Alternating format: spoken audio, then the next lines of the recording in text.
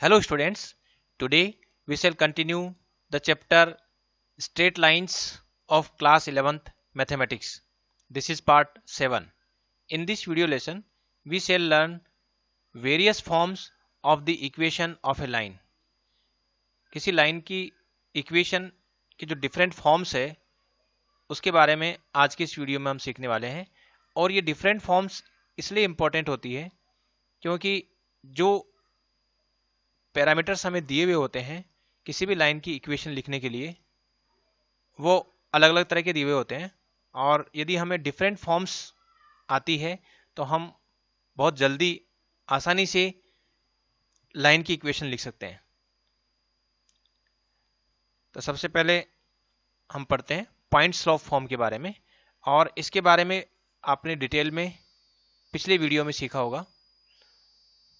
इसमें नाम से स्पष्ट है कि मान लीजिए एक लाइन है और इस लाइन का स्लोप हमें पता है। Suppose this line is having slope m इस लाइन का स्लोप है, और this line is passing through a point whose coordinate are x1 y1। मान लीजिए इस पर्टिकुलर पॉइंट ए से ये लाइन पास हो रही है और इसका कोऑर्डिनेट, इसके जो कोऑर्डिनेट्स है वो x1 y1 हमें दे रखे हैं। अब ये जो लाइन है, इस लाइन की हमें इक्वेशन लिखनी है। तो इसकी इक्वेशन पिछली वीडियो में आपने सीखी है। इसकी इक्वेशन लिखेंगे हम y minus Y one is equal to M x minus x1। ये इस लाइन की इक्वेशन होती है, और ये हम आसानी से ऑब्टेन कर सकते हैं। मान लीजिए इस पर मैं एक जनरल पॉइंट लेता हूँ P, जिसके की कोऑर्डिनेट एक्स वाई है। तो अब AP जो लाइन सेगमेंट है इसका हम स्लोप निकाल सकते हैं। ये होगा y minus Y one divided by X minus x1, और ये slope will be equal to the slope of the line जो कि m है। भले ये पॉइंट P इस लाइन पर कहीं पर भी हो, AP लाइन का जो स्लोप है वो y minus Y one upon X minus x1 ही रहेगा। और इसको मैं इस तरह से भी लिख सकता हूँ क्रॉस मल्टीप्लाई करके y minus Y one is equal to m X minus x1। तो ये है पॉइंट स्लोप फॉर्म, और ये तब काम की होती है यदि हमें ये पता हो कि लाइन कौन से पर्टिकुलर पॉइंट से पास हो रही है और उस लाइन का स्लोप क्या है। और ये जो फॉर्म है पॉइंट स्लोप फॉर्म, ये मोस्ट बेसिक फॉर्म है। मोस्ट बेसिक फॉर्म है। इसका मतलब ये हुआ कि बाकी जो दूसरी फॉर्म है उनको हम, यदि पॉइंट स्लोप फॉर्म में हमें इक्वेशन लिखना आता है तो बाकी दूसरी जो फॉर्म है उनमें हम आसानी से इक्वेशन लिख सकते हैं। चलिए एक क्वेश्चन करते हैं। जो पॉइंट स्लोप फॉर्म में यदि हमें लाइन की इक्वेशन लिखना आता है तो हम आसानी से क्वेश्चन सोल्व कर सकते हैं। Find the equation of A line passing through 2,2√3 and inclined with the x axis at an angle of 75 degree. यहाँ पर ये जो लाइन है it is inclined with the x axis. मान लो ये एक्स एक्सिस है और इस एक्स एक्सिस के साथ इसका जो इंक्लिनेशन है वो है 75 degree, and this line is passing through a point whose coordinate is also given 2,2√3। यहाँ पर ये जो पॉइंट है इसको तो मैं x1 y1 ले लेते हैं, और ये जो स्लोप है, लाइन का जो स्लोप है हम आसानी से लिख सकते हैं क्योंकि ये जो लाइन है वो पॉजिटिव एक्स एक्सिस के साथ 75 डिग्री एंगल बना रही है। तो इसका स्लोप हो गया 1075 degree, m equal to 1075 degree. और 1075 डिग्री की वैल्यू हम फाइंड आउट कर सकते हैं। इसके लिए हम 75 को लिखेंगे 45 डिग्री प्लस 30 डिग्री, और अब इसमें हम 10a प्लस बी का फॉर्मूला लगा सकते हैं। तो 10a plus 10b divided by 1 minus 10a 10b। तो यहाँ हो जाएगा 1045 degree plus 1030 degree upon 1 minus 1045 degree और 1030 डिग्री। और अब हम यहाँ वैल्यू पुट कर देते हैं। 1045 डिग्री 1 है और 1030 डिग्री 1/√3 है, और ये हो गया 1 माइनस ये 1 इंटू 1/√3। √3 न्यूमरेटर और डिनोमिनेटर दोनों में एलसीएम आ रहा है, तो √3 प्लस 1 डिवाइडेड बाई √3, और इस नीचे भी √3 minus 1 divided by √3, √3 cancel out हो जाएगा। तो ये स्लोप आ जाएगा √3 प्लस 1 डिवाइडेड बाई √3 माइनस 1। तो ये हो गया स्लोप। अब हम इस लाइन की इक्वेशन आसानी से लिख सकते हैं। इक्वेशन ऑफ द लाइन, और लाइन की जो इक्वेशन है वो हो जाएगी y minus Y one is equal to M x minus X one. तो y माइनस वाई वन यहाँ पर हो गया 2√3, ये 2√3 रख देते हैं। इसी तरह से जो m है उसकी वैल्यू हो गई √3 plus 1 divided by √3 minus 1 times x minus x1 यहाँ पर 2 है, 2 रख दिया है। अब हम क्रॉस मल्टीप्लाई कर देते हैं, √3 माइनस 1 से इसको मल्टीप्लाई कर देते हैं, तो ये हो जाएगा y इंटू √3 माइनस 1, और जब -2√3 से इसको मल्टीप्लाई करेंगे तो -2√3 मल्टीप्लाई बाई √3 हो गया 6, क्योंकि √3 इंटू √3 3 2 जा 6, और ये हो जाएगा प्लस 2√3 इज इक्वल टू, ये है √3 प्लस 1 टाइम्स x माइनस 2 से मल्टीप्लाई कर देते हैं, ये हो गया 2√3 और -2। अब हम इसको और सॉल्व कर लेते हैं, फर्दर सिंप्लीफाई कर लेते हैं। ये हो जाएगा √3 प्लस 1 टाइम्स x, ये तो आ ही रहा है, साथ में इस टर्म्स को उधर ले लेते हैं राइट साइड में, तो ये हो गया माइनस √3 माइनस 1 टाइम्स y, और बाकी सब टर्म्स को हम लेफ्ट में ले लेते हैं, तो ये 2√3 और ये -2√3 हो गया 4√3, और ये -2 इधर आने के बाद +2 हो रहा है, तो +2 माइनस 6 ये हो जाएगा -4। तो ये इक्वेशन हो गई है √3 plus 1 times x minus √3 minus 1 times y is equal to 4√3 minus 4। तो इस तरह से हम लाइन की इक्वेशन लिख सकते हैं यदि लाइन किसी पर्टिकुलर पॉइंट से पास हो रही है और लाइन का इंक्लिनेशन हमें दे रखा है कि this line is making an angle 75 degree with the positive direction of x axis. उसके बेसिस पर हमने पहले स्लोप निकाल लिया, अब हमें स्लोप पता है और एक पॉइंट पता है जिससे लाइन पास हो रही है, तो we can use point slope form of the equation of line to calculate its equation. चलिए हम दूसरी फॉर्म पढ़ते हैं, 2 पॉइंट फॉर्म। 2 पॉइंट फॉर्म का मतलब है कि लाइन जो है 2 पॉइंट से पास हो रही है। Suppose it is given that line is passing through 2 points, जैसे एक पॉइंट हो गया x1 y1, दूसरा पॉइंट हो गया x2 y2, और लाइन जो है इन दोनों पॉइंट से पास हो रही है। तो ऑब्वियसली पॉइंट स्लोप फॉर्म ये कहती है कि यदि हमें स्लोप पता है और एक पॉइंट पता है जिससे लाइन पास हो रही है तो हम उसकी इक्वेशन लिख सकते हैं। यहाँ पर line is passing through the 2 points, तो यहाँ हम स्लोप पहले सेपरेटली फाइंड आउट कर सकते हैं क्योंकि 2 पॉइंट से लाइन पास हो रही है। तो इसका पहले हम स्लोप फाइंड आउट कर लेते हैं, ये हो गया y2 minus y1 upon x2 minus x1। अब हम पॉइंट स्लोप फॉर्म की मदद से लाइन की इक्वेशन लिख सकते हैं, ये होती है y minus y1 is equal to m x minus x1, और इसमें जो m की वैल्यू है ये यहाँ सब्स्टिट्यूट कर देते हैं, तो ये लाइन की इक्वेशन हो जाएगी y minus y1 is equal to y2 minus y1 divided by x2 minus x1 times x minus x1। तो ये हो गया point slope form. Point slope form से हमने 2 पॉइंट फॉर्म में लाइन की इक्वेशन ऑब्टेन कर ली है, तो this is called 2 point form. If line is passing through the 2 points we can use this formula directly to calculate equation of the line. चलिए अब हम 2 पॉइंट फॉर्म से क्वेश्चन सॉल्व करेंगे। क्वेश्चन है the Fahrenheit temperature F and the absolute temperature K satisfy a linear equation. F और K के बीच में जो रिलेशनशिप है वो लीनियर इक्वेशन की फॉर्म में है, और ये दिया हुआ है कि जब F is equal to 32 then K is equal to 273, और जब F की वैल्यू 212 है then K is equal to 373। ये दो कंडीशन हमें दे रखी है, और ये भी दे रखा है कि F और K के बीच में जो रिलेशनशिप है वो रिलेशनशिप एक लीनियर इक्वेशन के थ्रू रिप्रेजेंट हो रही है। Since relation between F and K is represented by a linear equation, so if we draw a graph between F and K, F और K के बीच में यदि हम ग्राफ ड्रॉ करें तो वो जो ग्राफ है वो कैसा आएगा। सपोज मैं F ले लेता हूँ इस तरफ और K ले लेता हूँ इस तरफ, किसी भी तरफ ले सकते हैं। तो F और K के बीच में जो ग्राफ ड्रॉ करेंगे तो the graph must be a line, और इसमें इस ग्राफ पर हमें 2 पॉइंट दे रखे हैं एक पॉइंट हमें दे रखा है कि जब f की वैल्यू 32 है, यानी कि ये 32 है at that moment k is equal to 273 है। दूसरा दे रखा है कि जब f की वैल्यू 212 है उस समय जो k है उसकी वैल्यू है 373 है। तो ये दो पॉइंट हमें दे रखे हैं। जो पहला वाला पॉइंट है x1 y1, दूसरा हो जाएगा x2 y2। तो ऐसी स्थिति में हम पूरी लाइन की इक्वेशन लिख सकते हैं। तो इक्वेशन ऑफ दिस लाइन वो लिख सकते हैं, वो हो जाएगी y minus y1 is equal to y2 minus y1 divided by x2 minus x1 times x minus x1।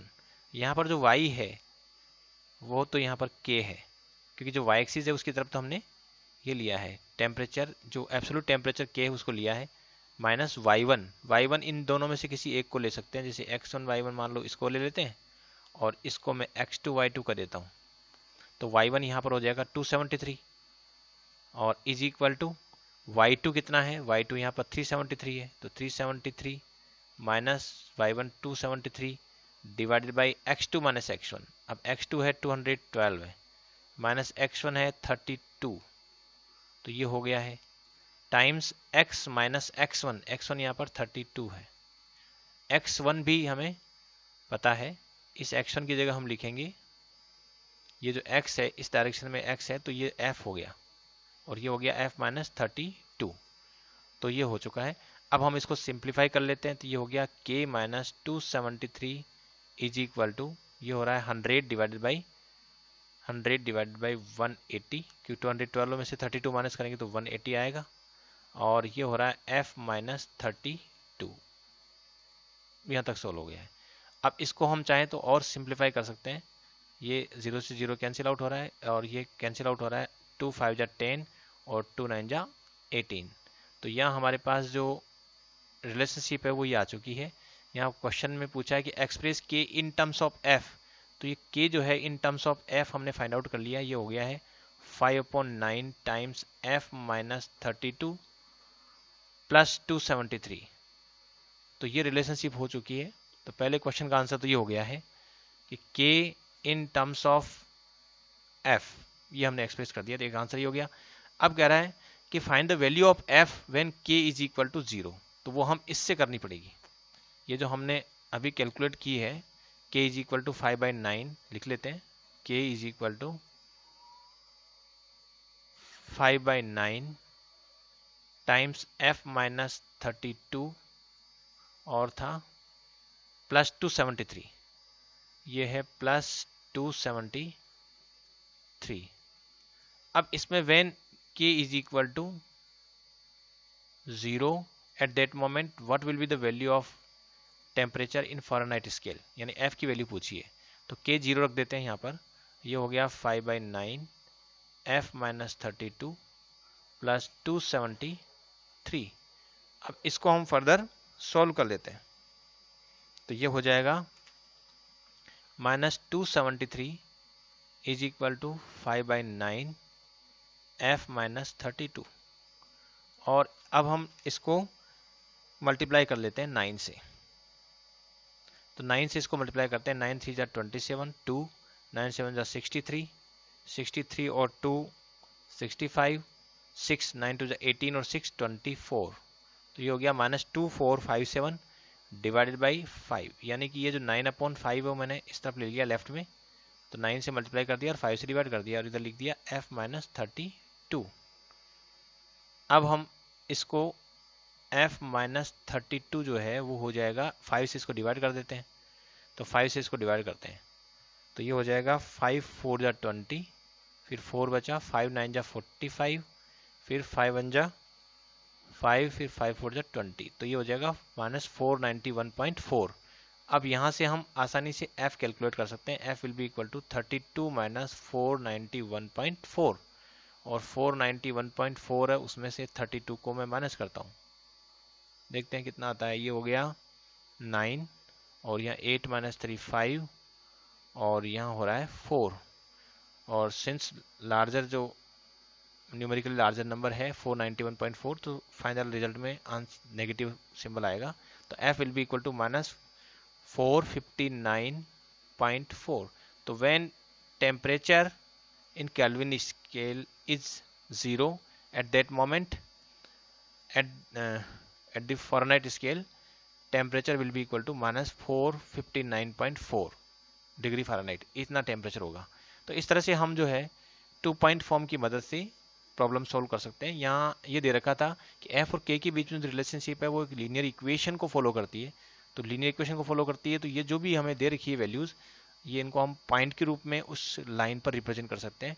और जब हम पॉइंट के रूप में रिप्रेजेंट कर सकते हैं तो फिर हम लाइन की इक्वेशन 2 पॉइंट फॉर्म में जो होती है उसकी मदद से हम के और एफ के बीच का रिलेशनशिप इस तरह से फाइंड आउट कर सकते हैं।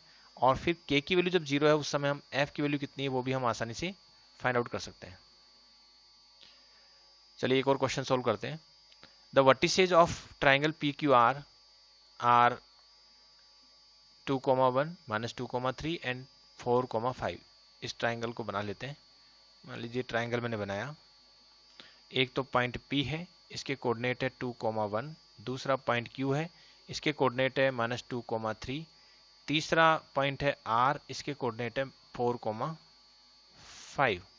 अब ये कह रहा है find equation of the median through the vertex R। इस वर्टेक्स R से जो मीडियन पास हो रही है, अब यहाँ से जो मीडियन होगी, इस ट्राइंगल की जो मीडियन होती है, मीडियन हमेशा ट्राइंगल के किसी भी वर्टेक्स को सामने वाली साइड के मिड पॉइंट से ज्वाइन करते हैं। The line segment is called median. So if we take midpoint of PQ, let it be M.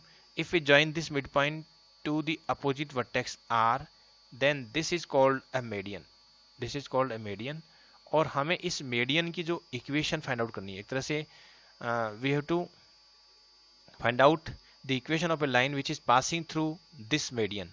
इसको मैं और अच्छी तरह से बताऊं तो इस तरह से बता सकता हूं कि suppose I take a line which is passing through a line which is passing through, इसको थोड़ा एनलार्ज करके फिर शिफ्ट कर लेते हैं और ये थोड़ा इधर शिफ्ट कर लेते हैं, ये हो गई। अब now this line is passing through M and R। तो हमें इस लाइन की इक्वेशन फाइंड आउट करनी है which is passing through M and R। इसकी थिकनेस थोड़ी बढ़ा लेते हैं। Let this line is passing through the median. ये जो मीडियन है इस ट्राइंगल की, वहां से लाइन पास हो रही है। और अब हमारा जो पर्पज है वो इस लाइन की जो इक्वेशन है वो क्या है, वो हमें फाइंड आउट करनी है। इक्वेशन ऑफ द लाइन, ये हमें फाइंड आउट करना है। Now this line is passing through 2 points. एक तो हमें पता है M, दूसरा पॉइंट है R। R के कोऑर्डिनेट हमें पता है M, since M is the mid point of P and Q, तो using section formula we can easily find out the coordinates of point M। और वो कैसे करेंगे, इसमें हम जो एक्सट्रीम एंड पॉइंट्स है P और Q, इनके जो x कोऑर्डिनेट्स है उनका एवरेज ले लेंगे, उससे तो M पॉइंट का x कोऑर्डिनेट निकल जाएगा। तो इसमें आ जाएगा 2 और -2 का एवरेज, 2 और -2 का average, x1 + x2 divided by 2। Similarly y1 + y2 divided by 2। तो इससे इसका हमें y कोऑर्डिनेट पता लग जाएगा M पॉइंट का। तो ये हो जाएगा 2 - 2 0, 0/2 0, और यहाँ हो रहा है 4 4/2 2, तो 0,2। तो ये मिड पॉइंट आ चुका है। तो अब हमारे पास 2 पॉइंट है, एक तो पॉइंट ये है, तो एक को हम ले लेते हैं, सपोज इस पॉइंट को ले लेता हूँ मैं x1 y1, और एक दूसरा पॉइंट ये हो गया, इसको कह देते हैं x2 y2। अब इन 2 पॉइंट से ये लाइन पास हो रही है और इस लाइन की इक्वेशन हम अब लिख सकते हैं y - y1 = M। M means यहाँ y2 - y1 divided by x2 - x1 times x - x1। तो इस तरह से हम फाइंड आउट कर सकते हैं। और इसमें y - y1 की जो वैल्यू है वो यहाँ पर 2 है, और y2 जो है यहाँ पर हमने लिया है 5। ये y2 यहाँ पर कितना है, 5 है। तो 5 - 2 डिवाइडेड बाई x2 कितना है, x2 यहाँ पर 4 है, तो 4 - x1 यहाँ पर 0 है, और यहाँ हो गया x - x1 यहाँ पर 0 है। अब हम इसको सॉल्व कर लेंगे। तो ये है y - 2 = ये हो गया 3/4 x हो गया है, और 4 से इधर मल्टीप्लाई कर देते हैं तो ये हो गया 4y minus 8 is equal to 3x, और इसको हम फर्दर जो है ऐसे लिख सकते हैं 3x minus 4y plus 8 is equal to 0। तो इस तरह से हमारे पास ये इक्वेशन आ गई है, और this is the required equation of A line which is passing through the median through the vertex r। इस वर्टेक्स r से जो मीडियन पास हो रही है उसकी जो इक्वेशन है वो आ गई है। चलिए अब हम एक अलग फॉर्म पढ़ेंगे इक्वेशन ऑफ द लाइन की, वो कहलाती है स्लोप इंटरसेप्ट फॉर्म। इसमें हमें जो पैरामीटर्स दिया हुआ होता है वो क्या होता है कि मान लीजिए मैं कोऑर्डिनेट एक्सिस बनाता हूँ, तो कोऑर्डिनेट एक्सिस पहले बना लेते हैं। ये मैंने कोऑर्डिनेट एक्सिस बना रहा हूँ, एक तो वाई एक्सिस बना लेते हैं और एक हम एक्स एक्सिस बना लेते हैं। ये एक्स एक्सिस बना लेते हैं, और इन दोनों की जो थिकनेस है वो थोड़ी हम ज़्यादा कर लेते हैं ताकि ये अच्छी तरह से विजिबल हो सके। ये सपोज कोऑर्डिनेट एक्सिस है, और with respect to coordinate axis हमें जो लाइन दे रखी है, सपोज एक लाइन है, लाइन को भी बना लेते हैं। एक लाइन ले लेते हैं, सपोज ये कोई लाइन है, ये कोई लाइन है, और इस लाइन की थिकनेस हम बढ़ा लेते हैं और साइज कलर चेंज कर लेते हैं। ये लीजिए ये लाइन है कोई, और स्लोप इंटरसेप्ट फॉर्म का मतलब ये है कि एक तो इस लाइन का हमें स्लोप दे रखा है, नाम से स्पष्ट है कि स्लोप बोला है तो इस लाइन का स्लोप हमें दे रखा है। सपोज इसका स्लोप क्या है, m है, m is the slope of this line.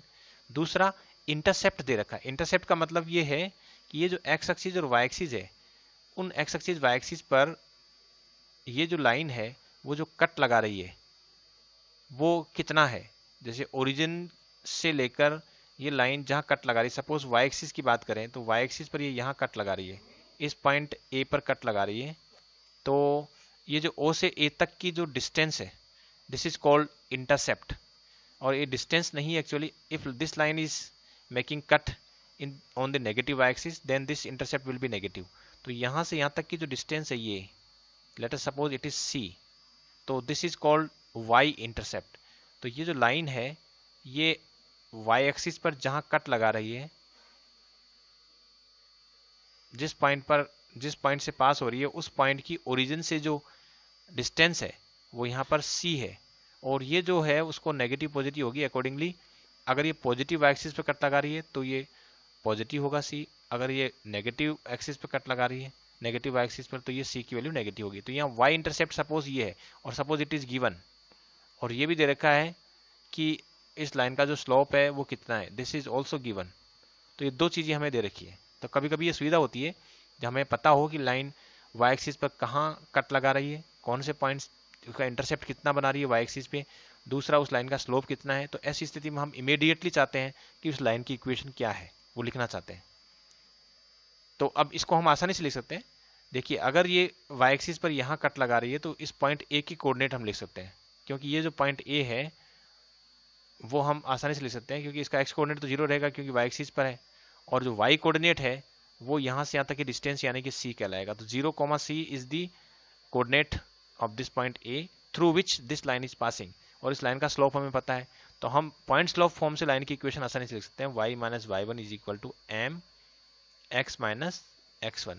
तो ये हो गया y माइनस y1 यहाँ पर है c, और इज इक्वल टू m की जगह ही है, और ये x माइनस ये x1 यहाँ पर 0 है।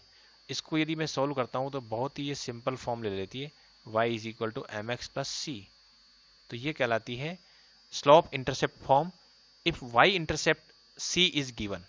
स्लोप गिवन है और y इंटरसेप्ट गिवन है, तो y इंटरसेप्ट यदि गिवन है तो ऐसी स्थिति में equation of the line in slope intercept form will be equal to y is equal to M x plus सी।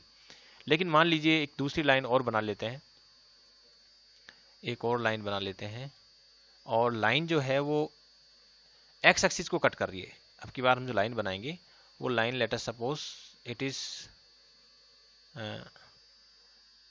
ये भी वैसे ये लाइन भी x एक्सिस को कट कर रही है, ये लाइन भी x एक्सिस कट कर रही है। तो सपोज मैं लाइन इसको हटा देता हूँ और यहीं पर ले लेता हूँ, इसी लाइन की बात कर लेते हैं। इसी लाइन का जो स्लोप है वो हम लिखना चाहेंगे इंटरसेप्ट फॉर्म में। तो सपोज यहाँ से यहाँ तक जो है ये पॉइंट बी है और यहाँ से यहाँ तक की जो डिस्टेंस है, let us suppose point B जो है उसकी जो कोऑर्डिनेट है, लेट अस सपोज इसकी कोऑर्डिनेट है d, 0। तो यहाँ पर ये जो डिस्टेंस है ये मॉडुलस d कहलाएगी। क्यों? क्योंकि ये d इटसेल्फ इज नेगेटिव, क्योंकि लेफ्ट साइड में है तो d नेगेटिव है। जैसे मान लीजिए ये -3, 0 है तो डिस्टेंस कहलाएगी -3 का मॉडुलस यानी कि 3। तो ये डिस्टेंस सपोज d है तो इसके कोऑर्डिनेट है d, 0। अब हम लाइन की इक्वेशन लिख सकते हैं वही पॉइंट्स लॉ फॉर्म की मदद से, y minus y1 is equal to m x minus x1। यहाँ पर y माइनस y1 यहाँ पर 0 है, इज इक्वल टू m ही है, x माइनस x1 यहाँ पर d है। क्योंकि ये नेगेटिव एक्स एक्सिस पे कट लग रहा है तो d इटसेल्फ इज नेगेटिव, तो ये हो जाएगा y is equal to m x minus d। तो यदि x इंटरसेप्ट हमें पता है, यहाँ पर जो d है d is called x intercept, और यहाँ पर जो है x इंटरसेप्ट कैसा है, फिगर में x इंटरसेप्ट नेगेटिव है। तो अगर हमें x इंटरसेप्ट पता है और इसका स्लोप पता है तो with the help of x intercept and slope we can directly write the equation of the line using slope intercept form, y is equal to m x minus x intercept. और यदि इसका y intercept हमें पता है तो लिखेंगे y is equal to M x plus Y intercept. तो ये दोनों जो फॉर्मेट है ये काम के हैं। यदि हमें पता है कि लाइन का स्लोप कितना है और वो x या y एक्सिस पर कितना इंटरसेप्ट कट कर रही है, तो इनकी मदद से हम आसानी से जो है लाइन की इक्वेशन इमीडिएटली लिख सकते हैं। एक क्वेश्चन सॉल्व करते हैं। Write the equation of the line for which tan theta is equal to half where theta is the inclination of the line. अब यदि थीटा लाइन का इंक्लिनेशन है, इसका क्या मतलब हुआ? इसका मतलब हुआ ये जो है लाइन हम ले लेते हैं, एक लाइन ये है, ये लाइन हम ले लेते हैं वहीं पर, इस यहाँ से ही इस पेज पर ले लेते हैं और पूरे सिस्टम को यहाँ ये ले लेते हैं। अब यहाँ पर जो है ये तो कोऑर्डिनेट एक्सिस हो गया और theta is the inclination of the line और y इंटरसेप्ट इसका -3/2 है। y इंटरसेप्ट यदि -3/2 है, इसका मतलब हुआ कि अभी अगर इसको बिल्कुल सही फिगर बनाएं तो इस तरह से बनानी पड़ेगी कि सिंस y इंटरसेप्ट इज -3/2 तो इसका मतलब ये y axis negative y axis को कट कर रही होगी। दूसरा, इसका जो स्लोप है वो tan थीटा है यानी कि हाफ, और ये स्लोप पॉजिटिव है तो इस लाइन को हमें थोड़ा सा रोटेट करना पड़ेगा। डेफिनेटली लाइन जो है ऐसी रही होगी, लाइन ऐसी रही होगी, यहाँ कहीं ना कहीं कट कर रही होगी। और x intercept is 4, x intercept तो 4 है। अगर मान लीजिए पहला क्वेश्चन सोल्व करते हैं तो पहले क्वेश्चन के कॉरस्पॉन्डिंग हमें ये लेना पड़ेगा कि tan थीटा तो है हाफ, तो ये लाइन ऐसी भी नहीं रही होगी, ये थोड़ी, क्योंकि स्लोप इसका जो है वो पॉजिटिव है, tan थीटा हाफ आ रहा है, तो निश्चित रूप से ये लाइन जो है वो ऐसी रही होगी ताकि इसका जो एंगल है, ये एंगल जो एक्स एक्सिस से बनेगा थीटा, इसका जो टेंजेंट है वो हमें दे रखा है, tan theta is equal to half दे रखा है और यही इसका स्लोप भी है। तो m हमें पता है एक तरह से, और इसका जो इंटरसेप्ट है यहाँ पर y इंटरसेप्ट जिसको करें वो हमें यदि मान लीजिए c दे रखा है, तो ये जो इसके कोऑर्डिनेट हो गए 0, c, और यहाँ c की वैल्यू हमें पता है कितनी है, -3/2। तो एक तरह से c हमें पता है, दिस इज c। तो पहले क्वेश्चन में यदि हम पहले क्वेश्चन में लिखें equation of the line, equation of the line, तो ये हम लिखेंगे पहले क्वेश्चन के लिए y is equal to M x plus c, क्योंकि यदि हमें y इंटरसेप्ट दे रखा है तो हम लिखेंगे y is equal to M x plus c, और इसमें m की वैल्यू जो है वो तो है हाफ है, तो हाफ x हो गया, और c की वैल्यू ये जो y इंटरसेप्ट है वो हो गया है, तो ये हो गया -3/2। तो ये लाइन की इक्वेशन इस तरह से हो जाएगी। और यदि हम इसी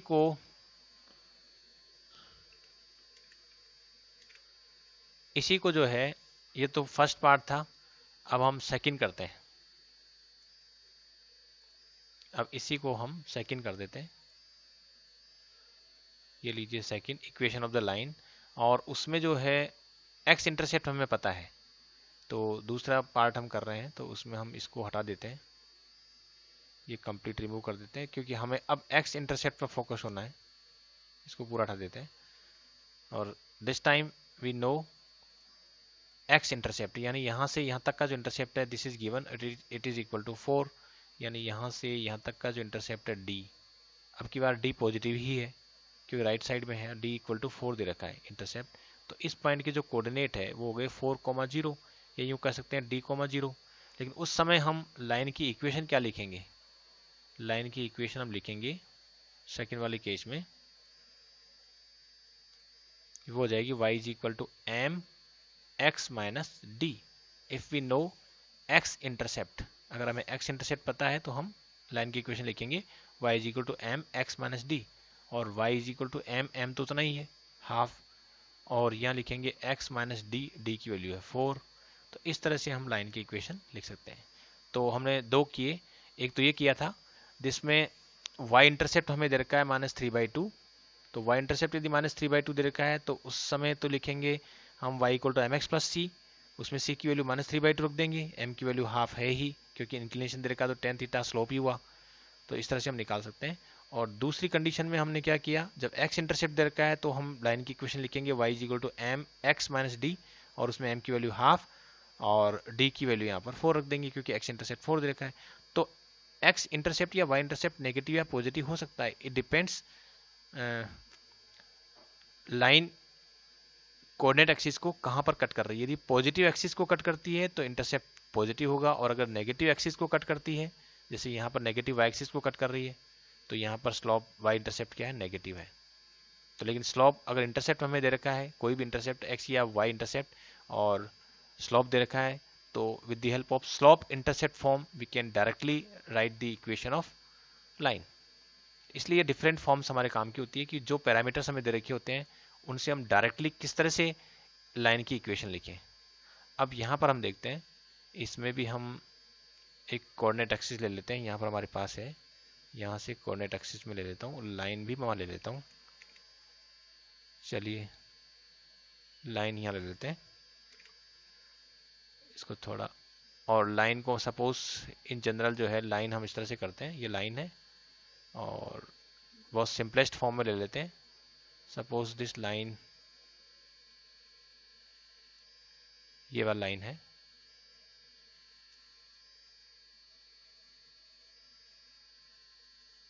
और ये जो लाइन है ये तो कोऑर्डिनेट एक्सिस हो गया, एक्स एक्सिस वाई एक्सिस, और इंटरसेप्ट फॉर्म का मतलब है कि अब की बार हमें स्लॉप नहीं दे रखा है, और इंटरसेप्ट फॉर्म का मतलब हो गया कि जो एक्स एक्सिस और वाई एक्सिस है उन पर जो इंटरसेप्ट बने हुए हैं वो हमें दे रखे हैं। सपोज एक्स एक्सिस पे जो इंटरसेप्ट बन रहा है वो तो सपोज ए है, इट इज गिवन, और वाई एक्सिस पे जो इंटरसेप्ट बन रहा है b, it is also given. A और बी जो है वो ये तो एक्स इंटरसेप्ट है, अब की बार हम इनको ए और बी कहेंगे, ए कहलाएगा एक्स इंटरसेप्ट और बी कहलाएगा वाई इंटरसेप्ट। सपोज ये वाई इंटरसेप्ट है और ये हमें पता है, both the intercepts on x axis and y axis are known.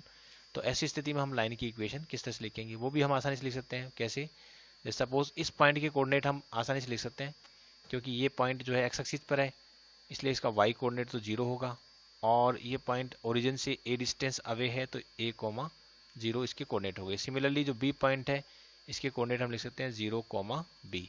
अब दो पॉइंट से ये पास हो रही है तो इसका हम स्लॉप निकाल सकते हैं, स्लॉप हो जाएगा y2 minus y1 upon x2 minus x1, और इसमें y2 की वैल्यू जो है वो यहाँ से हम सपोज इसको ले लेते हैं x2 y2, और इसको ले लेते हैं हम x1 y1, ये कहलाएगा x1 y1।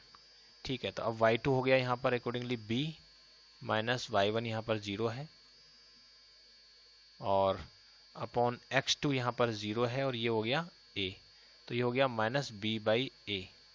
तो स्लॉप हमें पता है, अब हम लाइन की इक्वेशन लिख सकते हैं पॉइंट स्लॉप फॉर्म से, y minus y1 is equal to m x minus x1, और यहाँ y1 जो है वो कितना दे रखा है 0 है तो ये 0 हो गया, इज इक्वल टू एम अभी हमने फाइंड आउट किया माइनस बी बाई ए, और ये हो गया एक्स माइनस एक्स1, एक्स1 यहाँ पर है ए है। अब हम क्रॉस मल्टीप्लाई कर लेते हैं, ए से इसको मल्टीप्लाई कर देते हैं, ए वाई हो गया, ए हो गया माइनस का b x plus a b हो गया। और अब हम इसको ऐसे लिख सकते हैं b x plus a y is equal to a b, और if we divide both the sides by a b we get b x upon a b plus a y divided by a b is equal to 1। A b से मैंने दोनों तरफ divide कर दिया है। इसको further solve करें तो ये हो रहा है x upon a plus y upon b is equal to 1। तो ये हो गई स्लॉप इंटरसेप्ट फॉर्म में लाइन की इक्वेशन। बहुत आसान है। इसका मतलब एक्स अपॉन हम एक्स इंटरसेप्ट लिख देंगे plus y upon y intercept लिख देंगे इज इक्वल टू 1, और यहाँ ए और बी जो है नेगेटिव पॉजिटिव हो सकता है, it depends on which side this line is cutting, x axis और वाई एक्सिस। जैसे मान लीजिए पॉजिटिव एक्स एक्सिस की तरफ कट कर रही है तो ए पॉजिटिव होगा, और अगर ये नेगेटिव एक्स एक्सिस की तरफ कट कर रही है तो ए नेगेटिव हो जाएगा। सिमिलरली बी पर है पॉजिटिव वाई एक्सिस, यहाँ पर अभी जो फिगर में कट हो रखा है उसके अकॉर्डिंगली ए और बी दोनों ही पॉजिटिव है, लेकिन अगर ये कट नीचे की तरफ लग रहा है तो बी नेगेटिव हो जाएगा। तो जो भी हमें यदि इंटरसेप्ट हमें पता है तो लाइन की इक्वेशन हम डायरेक्ट इससे लिख सकते हैं कि पॉइंट स्लॉप फॉर्म या फिर 2 पॉइंट फॉर्म हम काम में लेंगे तो उसके लिए पहले ये पॉइंट लिखने पड़ेंगे, फिर स्लोप निकालना पड़ेगा, फिर हम आगे प्रोसीड कर पाएंगे। लेकिन यदि हमें इंटरसेप्ट पता है और इंटरसेप्ट फॉर्म हमें आती है तो हम डायरेक्टली लाइन की इक्वेशन जो है इससे लिख सकते हैं x upon a plus y upon b is equal to 1। अब हम इससे रिलेटेड एक क्वेश्चन सॉल्व करेंगे। Find the equation of the line which makes intercepts -3 and 2 on the x and y axis respectively. तो अब की बार जो लाइन है वो यहाँ से हम ले लेते हैं फिगर को वापस, ये फिगर ले लेते हैं 1 2 और ये तीसरी लाइन भी ले लेते हैं।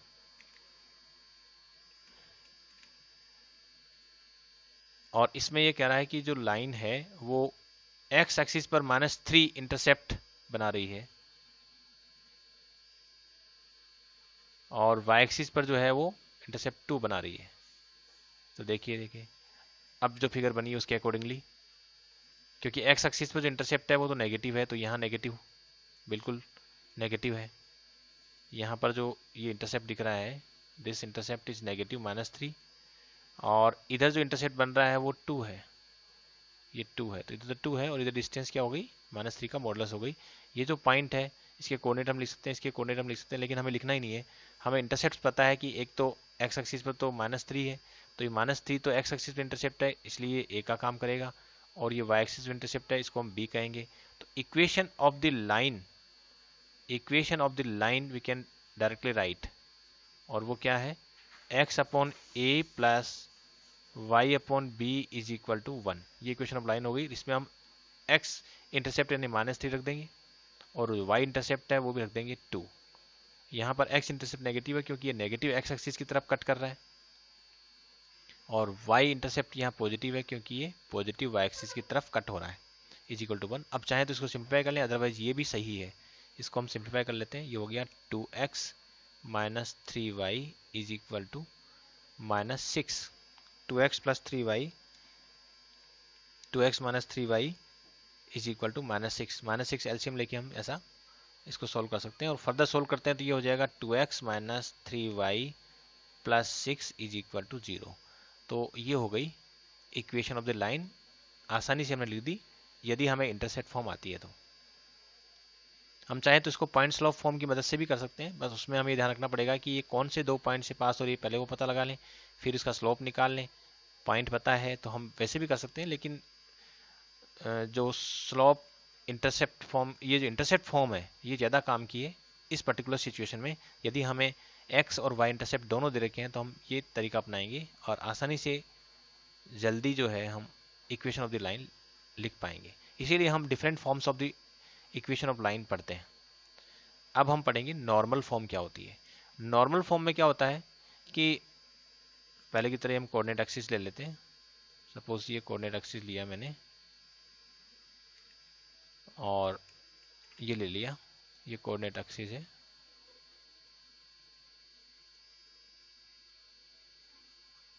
और सपोज ये लाइन है। इस लाइन को मैं पहले सिंपलेस्ट फॉर्म में ले लेता हूँ। सपोज लाइन इस तरह से है और if I draw perpendicular from the origin to the line, मान लीजिए मैं परपेंडिकुलर ड्रॉ करता हूँ, किस पर, लाइन पर मैंने परपेंडिकुलर ड्रॉ किया है, और ये सपोज ओ एम परपेंडिकुलर मैंने ड्रॉ कर दिया लाइन पर, और ये जो ओ एम है इसकी लेंथ हमें पता है सपोज पी, यानी कि यहाँ हमें पता क्या है कि परपेंडिकुलर डिस्टेंस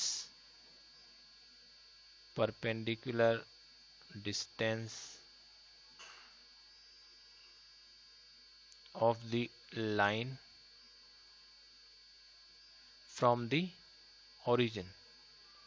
मान लीजिए ओरिजिन से जो है लाइन की जो परपेंडिकुलर डिस्टेंस है वो हमें पता है P, जो यहाँ पर क्या है ओ एम के इक्वल है, ये गिवन है सपोज।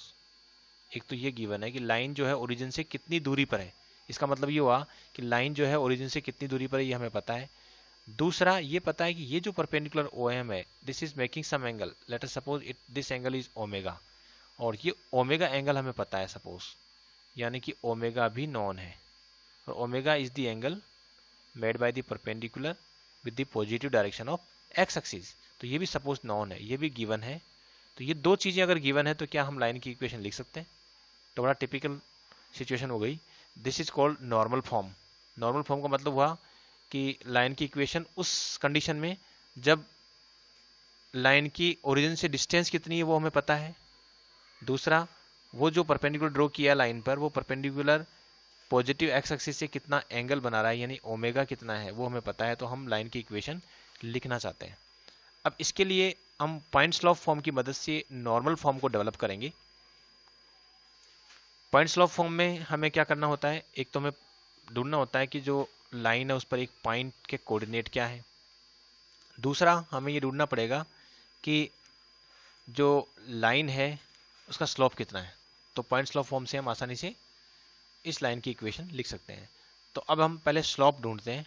मान लीजिए कि this line is making some angle theta with the positive direction of x axis, तो थीटा ओमेगा में रिलेशनशिप हम लिख सकते हैं, theta will be equal to omega plus 90 degree.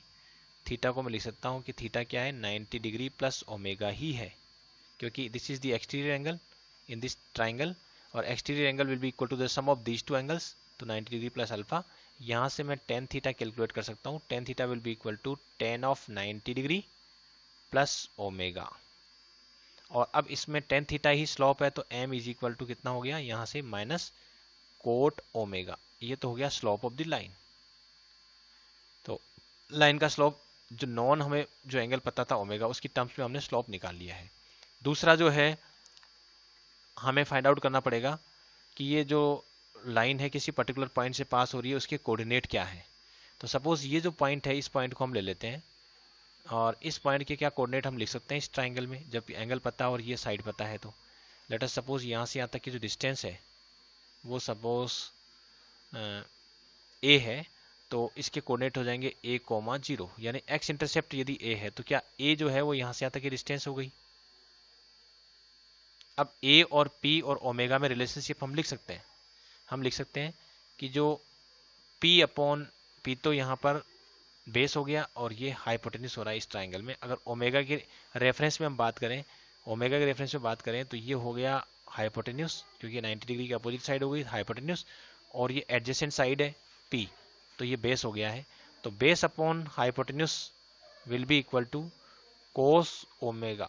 तो यहाँ से जो है a हमें पता है, a will be equal to p upon cos omega. तो एक तरह से देखा जाए तो ये कोऑर्डिनेट भी हमें पता है। तो जो पॉइंट सपोज ये पॉइंट ए है, तो पॉइंट ए के जो कोऑर्डिनेट है वो हमें पता है, वो है a कोमा 0, और a की वैल्यू हमने जो गिवन पैरामीटर उनकी टर्म्स में निकाल ली, ये हो गया p upon cos omega comma 0।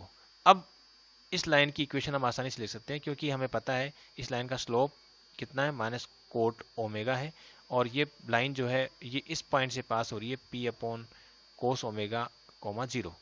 तो अब हम लाइन की इक्वेशन लिख सकते हैं। तो चलिए लाइन की इक्वेशन लिखते हैं हम।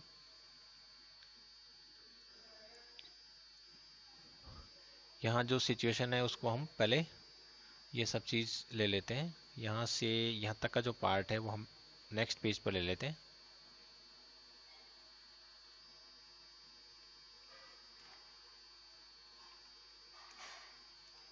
अब हमें लाइन की इक्वेशन लिखनी है। तो पॉइंट स्लोप फॉर्म में हम लाइन की इक्वेशन लिख सकते हैं। यहाँ हमने स्लोप निकाला था पिछले पेज पे, जो स्लोप था m is equal to minus cot omega आ गया था। तो स्लोप हम याद रख लेंगे कि स्लोप ये आया था, और पॉइंट ए जो हमें पता है तो ये a,0 से पास हो रहा है। तो y minus Y one is equal to M x minus x1। इस टेक्निक से जो है हम लाइन की इक्वेशन लिख सकते हैं। तो y माइनस वाई वन यहाँ पर हो गया 0, क्योंकि a,0 से पास हो रही तो 0 इज इक्वल टू एम की वैल्यू है माइनस कोट ओमेगा, और x माइनस x1 की वैल्यू हो गई a, और a कितना है p बाई कोस ओमेगा। इसको लिख देंगे p अपॉन कोस ओमेगा। ये हो गया y इज इक्वल टू, इसको लिख देते हैं हम cos omega divide by sine omega, और x minus p upon cos omega. y is equal to ये हो जाएगा minus x cos omega divided by sine omega, minus ये मल्टीप्लाई करेंगे तो ये हो जाएगा प्लस, और p अपॉन साइन ओमेगा हो गया है। अब हम साइन ओमेगा को लेफ्ट में ले लेते हैं, तो y sine omega will be equal to minus x cos omega plus p, और इसको फर्दर सिंप्लीफाई करेंगे तो ये हो जाएगा x cos omega plus y sine omega is equal to p। तो ये हो गई नॉर्मल फॉर्म में लाइन की इक्वेशन। इसको हम वहां दोबारा लिख लेते हैं।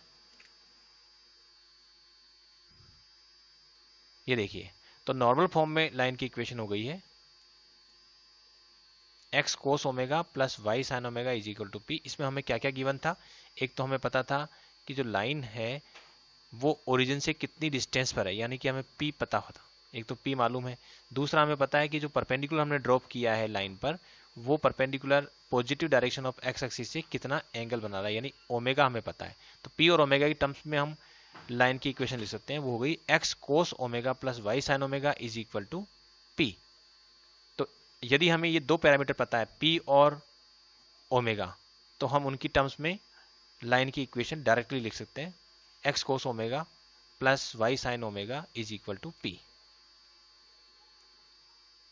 जैसे कि यहाँ देखिए, अब ओमेगा ये जो लाइन है उनकी डिफरेंट डिफरेंट सिचुएशन में p और ओमेगा क्या क्या हो सकते हैं। जैसे मान लीजिए लाइन अभी जो बनाई थी हमने वैसी सिचुएशन में है तो ओमेगा ये होगा और p ये हो गया।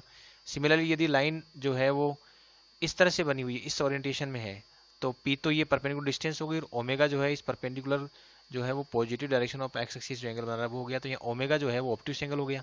और यदि लाइन ऐसी है तो ओमेगा जो है वो 180 से भी लार्जर एंगल हो गया है।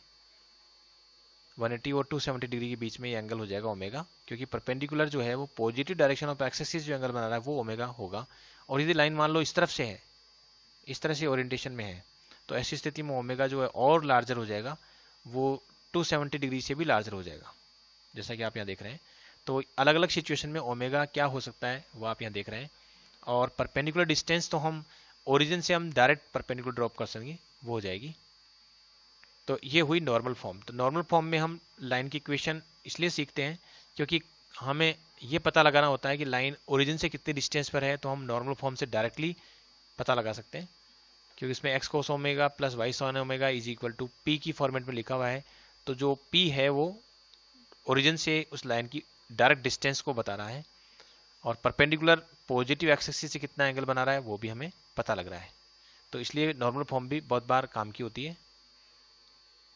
अब हम एक क्वेश्चन सॉल्व करेंगे जिसमें हम नॉर्मल फॉर्म का उपयोग करते हुए लाइन की इक्वेशन बहुत जल्दी लिख पाएंगे। Find the equation of the line whose perpendicular distance from the origin is 4 units and the angle which the normal makes with positive direction of x axis is 15 degree. ये 15 degree है, तो definitely इसमें कौन सी वाली figure काम में आ रही होगी? 15 डिग्री बना रहा है तो ये वाली फिगर ही होगी जो हम अभी तक काम में लेते आ रहे हैं, ये वाली फिगर ही हो गई। तो इस फिगर को हम फिर से एक बार ले लेते हैं। इस फिगर को हम फिर से यहाँ ले लेते हैं, और यहाँ पर जो नॉर्मल ड्रॉप कर रहे हैं, सपोज सिचुएशन ऐसी है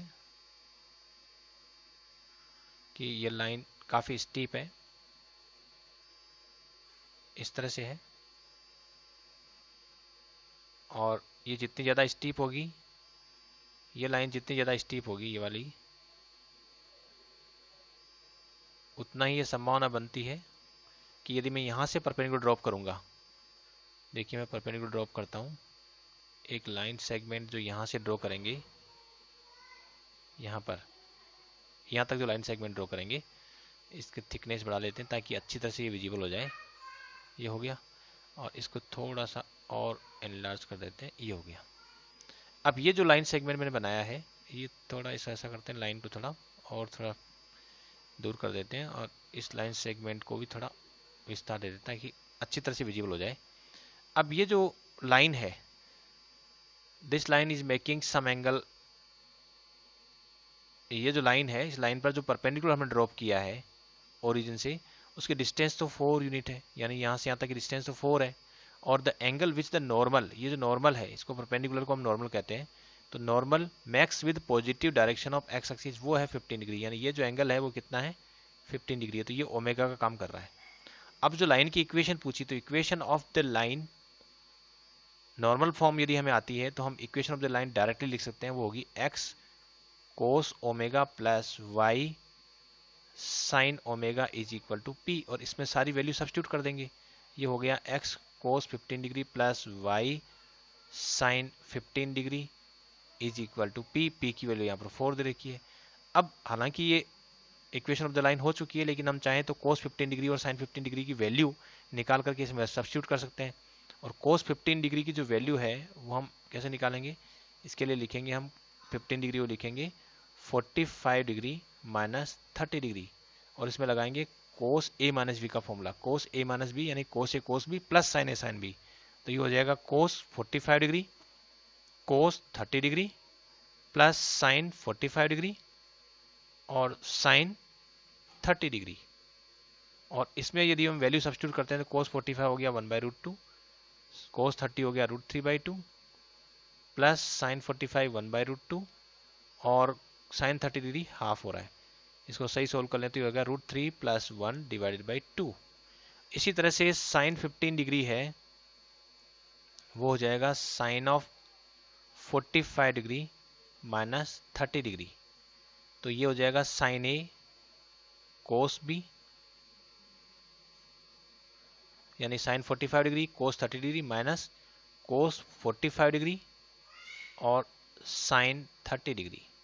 और इसमें हम वैल्यू सब्स्टिट्यूट करेंगे तो साइन 45 1/√2 होता है, और कोस 30 डिग्री वापस √3/2 होता है, कोस 45 1/√2 और साइन 30 हाफ होता है। तो ये ऊपर जो लिखा हुआ है एक्सप्रेशन वैसा ही आएगा, बस माइनस साइन आ जाएगा। तो इसको पूरा वैल्यू अगर हम निकालेंगे तो वो आ जाएगी √3 - 1 / 2√2। इसी तरह से यहाँ 2√2 था, ये था √3 + 1 / 2√2, और यहाँ है √3 - 1 / 2√2। तो ये वाली वैल्यू, दोनों वैल्यू यदि मैं इसमें सब्स्टिट्यूट कर देता हूँ, x cos 15 degree plus y sine 15 degree is equal to 4, इसमें मैं सब्स्टिट्यूट कर देता हूँ तो लाइन की इक्वेशन आ जाएगी। तो इस तरह से यदि हमें कुछ ऐसे पैरामीटर्स दे रखे हैं जो नॉर्मल फॉर्म में दिए हुए होते हैं, जैसे कि परपेंडिकुलर डिस्टेंस और ये नॉर्मल एंगल कितना बना रहा है एक्स एक्सिस से, ये दिया हुआ है, तो हम नॉर्मल फॉर्म को डायरेक्ट काम में लेकर equation of the line directly लिख सकते हैं। तो इसलिए डिफरेंट फॉर्म्स इसलिए ज़रूरी है क्योंकि जो पैरामीटर्स हमें दे रखे होते हैं लाइन की इक्वेशन लिखने के लिए, उन पैरामीटर्स के अकॉर्डिंग हम suitable form of the equation of line जो है वो लिखकर उसकी मदद से जो है तुरंत जो है लाइन की इक्वेशन लिख सकते हैं। Thanks for watching this video.